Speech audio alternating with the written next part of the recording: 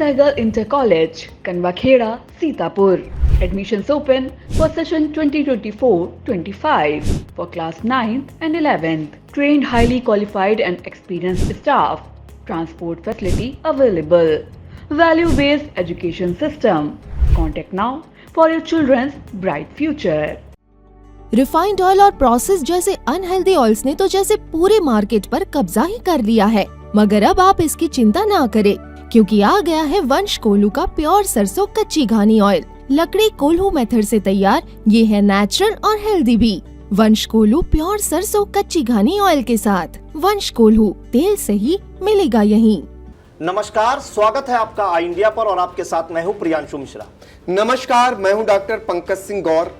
तो लोकसभा चुनाव के चौथे चरण के मतदान के लिए अब चंद घंटे ही शेष हैं। 13 मई यानी कि सोमवार को लोकसभा चुनाव के चौथे चरण का मतदान होना है। यूपी की कितनी लोकसभा सीटों पर यहां मतदान होना है, कौन से धुरंधर चुनावी मैदान में है और 2014 और 2019 के लोकसभा चुनाव में इन सीटों पर क्या मतदान प्रतिशत रहा था, इन तमाम जानकारियों के लिए हम सीधे आपको ले चलते हैं आई इंडिया के editor in chief doctor Pankaj Singh Gaur ji के पास। तो सर, 2014 और 19 की अगर हम बात करें तो क्या मतदान प्रतिशत रहा था, दोनों को कंपैरिजन में घटा था कि बढ़ा था, और कितनी लोकसभा सीटों पर यूपी में चुनाव होना है, 13 मई को मतदान होना है और कौन कौन से प्रत्याशी मैदान में है सर? प्रियांशु, बड़ा गजब का संयोग है। पहले तो ये आपको बताएंगे कि 13 मई को मतदान होना है चौथे चरण के तहत और 13 लोकसभा सीटों के लिए मतदान होना है और कुल 130 प्रत्याशी हैं। तो 13 का जो आंकड़ा है ये बड़ा संयोग से आया है। अब ये 13 का आंकड़ा किसको सूट करेगा और किसके लिए नुकसानदायक साबित होगा, ये तो फिलहाल मतदाता जो है ईवीएम में कैद कर देंगे। लेकिन ये संयोग ही है कि 13 का यहाँ पर गजब का जो आंकड़ा है वो अपने आप में दर्शा रहा है कि ये संयोग ऐसा बना है कि 13 कई बार आया है। तो फिलहाल अब आपको बताते हैं वो लोकसभा की सीटें कौन कौन सी हैं जहाँ पर चुनाव होना है 13 मई को। तो सबसे पहले आपको बताएं, सीतापुर लोकसभा सीट हो गई, मिश्रिख हो गई, धौरारा हो गई, शाहजहांपुर, लखीमपुर खीरी, हरदोई, उन्नाव, फर्रुखाबाद, कन्नौज, इटावा, कानपुर, अकबरपुर, बहराइच, ये 13 वो सीटें हैं जो 13 मई को जहां पर चुनाव होना है। तो ऐसे में यहां पर कुल प्रत्याशियों की अगर बात कर लेते हैं तो 130 प्रत्याशी हैं और जिनमें से कुछ जगहों पर 12 हैं और कुछ जगहों पे 11 और 10 या फिर 9 हैं। 15 एक ही ऐसी लोकसभा सीट है जहां पर प्रत्याशी हैं। तो चलिए आपको बताते हैं कहां से कितने प्रत्याशी हैं। शाहजहांपुर में 10 प्रत्याशी, लखीमपुर खीरी में 11 प्रत्याशी, धौरारा में 12 प्रत्याशी, सीतापुर में सबसे कम यानी 8 प्रत्याशी, इससे अलावा 7 भी हैं प्रत्याशी लेकिन 8 प्रत्याशी सीतापुर में। मिश्रिख में, हरदोई में 12 प्रत्याशी, मिश्रिख में 9, उन्नाव में 8, फर्रुखाबाद में 8, इटावा में 7, कानपुर में 11, अकबरपुर में 9, बहराइच में 10 और कन्नौज में 15 प्रत्याशी। कुल मिलाकर 130 प्रत्याशी जिनके भाग्य का फैसला मतदाता जो है ईवीएम में कैद कर देगा। सारे प्रबंध प्रशासन ने, निर्वाचन से जुड़े हुए अधिकारियों ने यहाँ कर लिए हैं और पोलिंग पार्टियां भी रवाना हो चुकी हैं। और आपको ये भी बता दें, सुरक्षा के व्यापक प्रबंध किए गए हैं। अर्धसैनिक बल के अलावा सिविल पुलिस भी तैनात है और चप्पे चप्पे पर फोर्स रहेगी। आपकी हर एक मदद के लिए पुलिस यहाँ पर तैनात की गई है।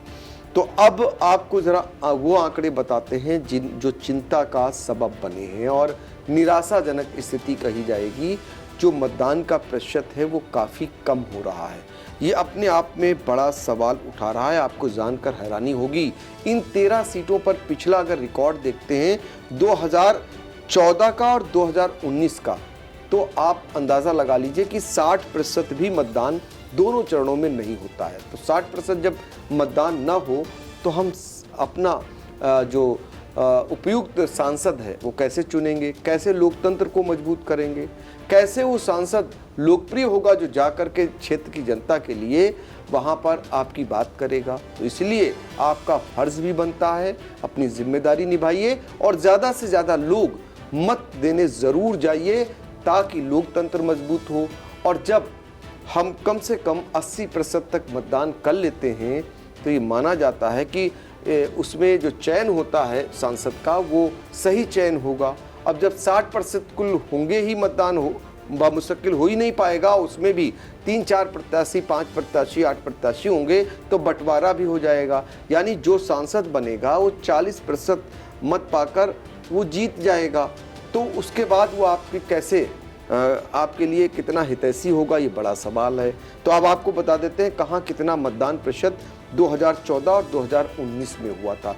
दोनों चरणों का हम बता देते हैं लगातार, और इसको देखते हुए आप इस रिकॉर्ड को ज़रूर तोड़िए और एक नया इतिहास रचिए कि हमें इससे आगे बढ़ना है।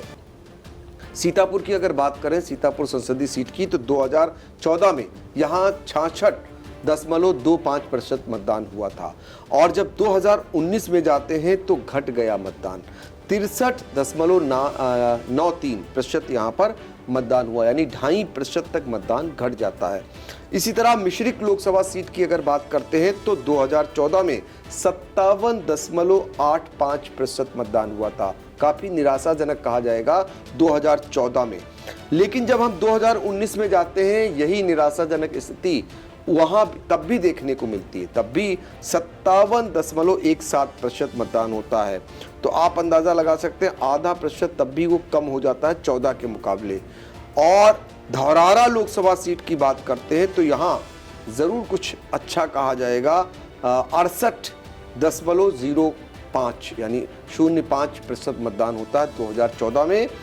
और जब हम 2019 में जाते हैं तो घट जाता है 64.69%, सिर्फ मतदान होता है, 2.5% तक मतदान कम हो जाता है। ये चिंता की बात है। शाहजहांपुर जब पहुंचते हैं तो यहाँ पर 57.12% ही मतदान होता है 2014 में, और 2019 में जब हम पहुंचते हैं तो 56.19 यानी 1% कम हो जाता है मतदान। ये चिंता बढ़ाता है कहीं ना कहीं।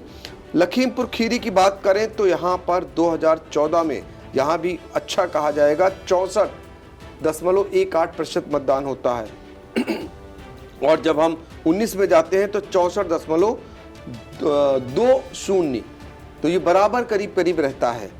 हरदोई में 56.75 ही मतदान होता है 2014 में, और 2019 में 58.54%, 2.25% ये बढ़ जाता है 14 के मुकाबले 19 में। अब हम आपको बताते हैं उन्नाव की बात। 55.53% 2014 में मतदान होता है, और 56.47% मतदान ये जो है 2019 में होता है, जो उसके मुकाबले 1% मतदान बढ़ जाता है। उन्नाव के बाद अब हम आपको ले चलते हैं फर्रुखाबाद। 60.15 ये 2014 में मतदान प्रतिशत यहाँ का रहता है, और जो है 2019 में ये घट जाता है, 58.72 रह जाता है, और ये 1.5% करीब मतदान कम हो जाता है। कन्नौज की अगर बात करें तो 61.62% मतदान यहाँ 2014 में होता है, और 2019 में 60.86%, जो घट जाता है करीब 1%।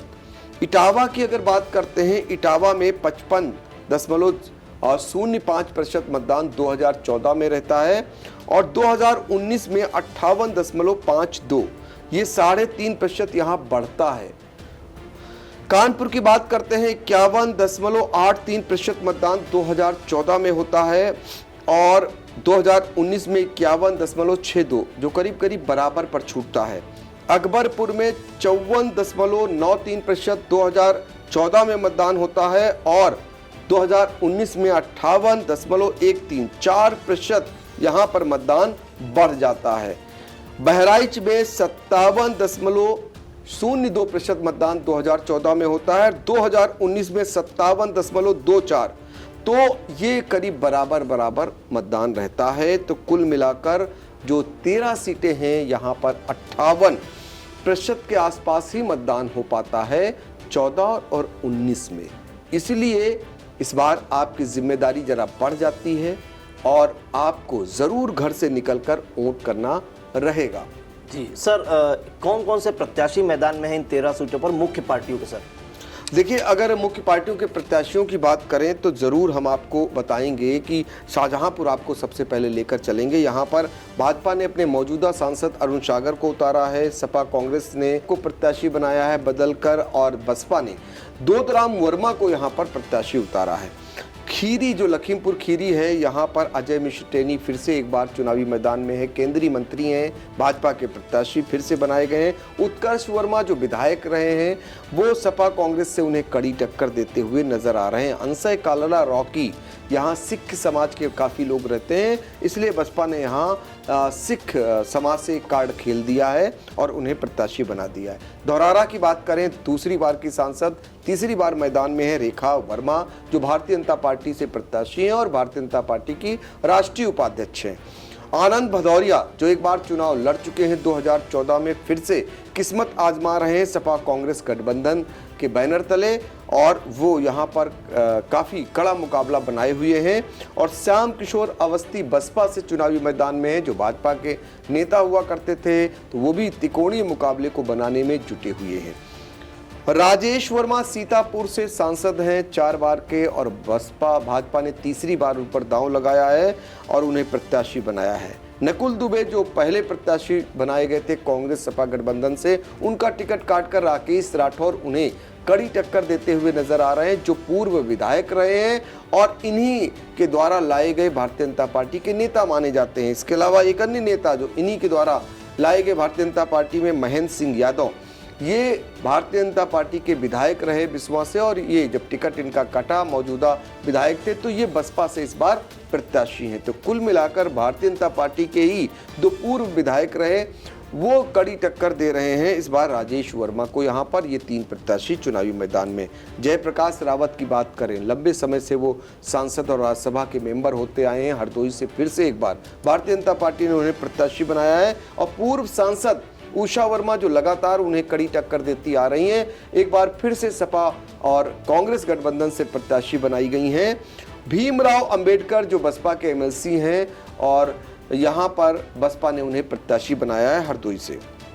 मिश्रिक की बात कर लेते हैं। मिश्रिक से 3 बार के सांसद, चौथी बार फिर से एक बार चुनावी मैदान में है। भारतीय जनता पार्टी ने अशोक रावत को फिर प्रत्याशी बनाया है, मौजूदा सांसद हैं। संगीता राजवंशी जो प्रत्याशी बनाई गई हैं सपा और कांग्रेस गठबंधन से, पूर्व मंत्री रामपाल राजवंशी की बहू हैं, और वो उन्हें मुकाबले में यहाँ पर जो है टक्कर देती हुई नजर आ रही हैं। BR अहिरवार, ये IFS सेवानिवृत्त अधिकारी हैं, बसपा ने इन्हें प्रत्याशी बनाया है मिश्रिक से।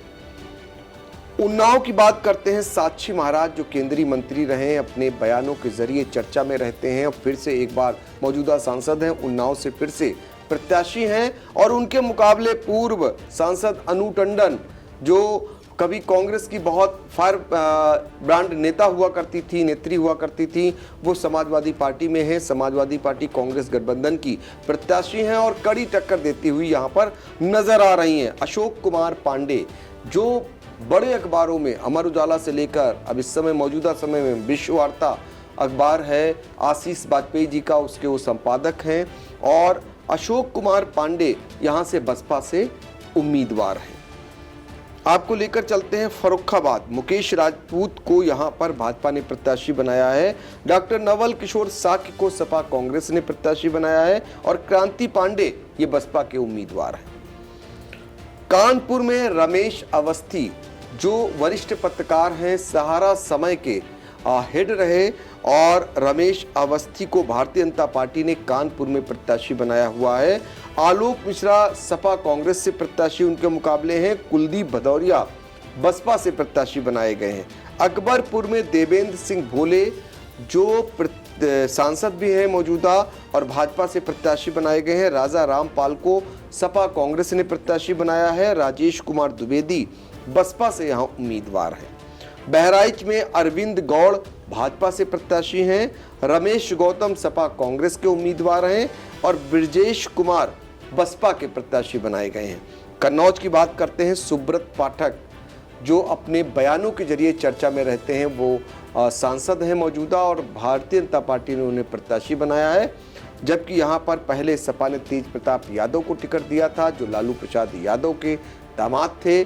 अब उनके स्थान पर खुद समाजवादी पार्टी के मुखिया अखिलेश यादव हैं। अखिलेश यादव ने यहाँ पर कड़ी टक्कर दे रखी है सुब्रत पाठक को, और इमरान बिन जफर ये बसपा से यहाँ उम्मीदवार हैं। तो कुल मिलाकर ये जो 13 लोकसभा की सीटें हैं जहाँ 13 मई को मतदान होना है, और 130 प्रत्याशी थे कुल, जिनमें से प्रमुख दलों के जो प्रत्याशी थे उनको आपको हमने बता दिया। जी बिल्कुल। तो 13 मई को लोकसभा चुनाव के चौथे चरण का मतदान होना है। चंद घंटे ही शेष हैं और 130 प्रत्याशी मैदान में हैं। तो ये 13 का जो फेर है किसके लिए शुभ साबित होगा और किसके लिए अशुभ, ये 4 जून को जब मतगणना होगी उसमें पता चलेगा। और 2014 और 2019 के मतदान प्रतिशत का भी हाल हमने 13 लोकसभा सीटों का जाना, और ये भी देखा कि निरंतर गिरावट ही आई है। अगर ज़्यादातर सीटों पर गिरावट आई है, कुछ एक सीटों को अगर हम छोड़ दें तो उसमें बढ़ोतरी हुई है, लेकिन बढ़ोतरी इतनी नहीं हुई है कि फर्स्ट डिवीजन हो पाए।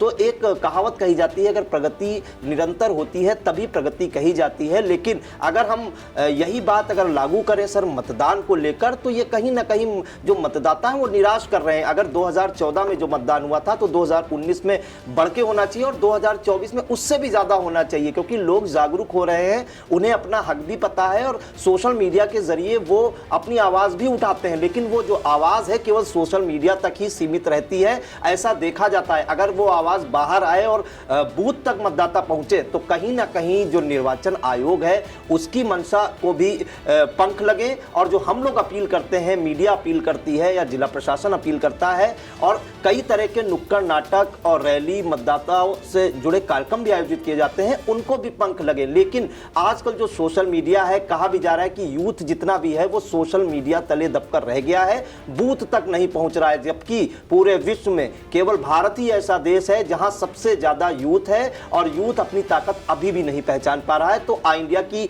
सभी से अपील है, खासकर युवा मतदाताओं से, कि वो अपने बूथ तक जाएं और गर्मी छोड़ें और अपने मत का प्रयोग जरूर करें। और हाँ, आई इंडिया 13 मई को खासकर सीतापुर की सभी लोकसभा सीटों के साथ अन्य लोकसभा सीटों की पल पल की अपडेट देगा, मतदान प्रतिशत भी देगा हर 2 घंटे बाद। तो सभी जो दर्शक हैं जिन्होंने आई इंडिया को सब्सक्राइब नहीं किया है, सब्सक्राइब जरूर कर लें। आई इंडिया मतदान से जुड़ी हर एक कवरेज दर्शकों तक जरूर पहुंचाने का काम करेगा। फिलहाल हमें दीजिए इजाजत, हम एक अन्य महत्वपूर्ण खबर के साथ आपके सामने फिर से हाजिर होंगे। जी नमस्कार। नमस्कार। हम भारत के नागरिक लोकतंत्र में अपनी पूर्ण आस्था रखते हुए यह शपथ लेते हैं कि हम अपने देश की लोकतांत्रिक परंपराओं की मर्यादा को बनाए रखेंगे तथा स्वतंत्र, निष्पक्ष एवं शांतिपूर्ण निर्वाचन की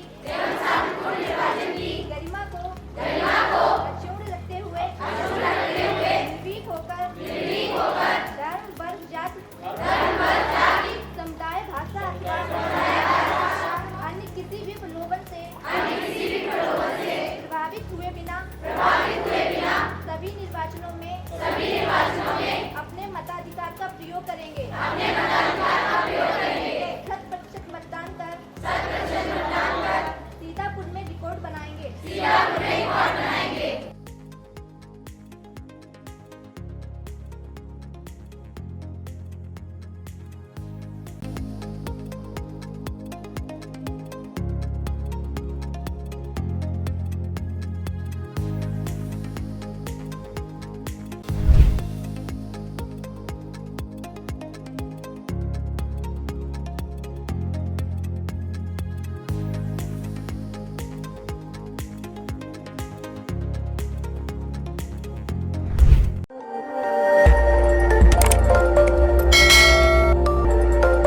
खबर आपकी, नजर हमारी। देखते रहिए आई इंडिया।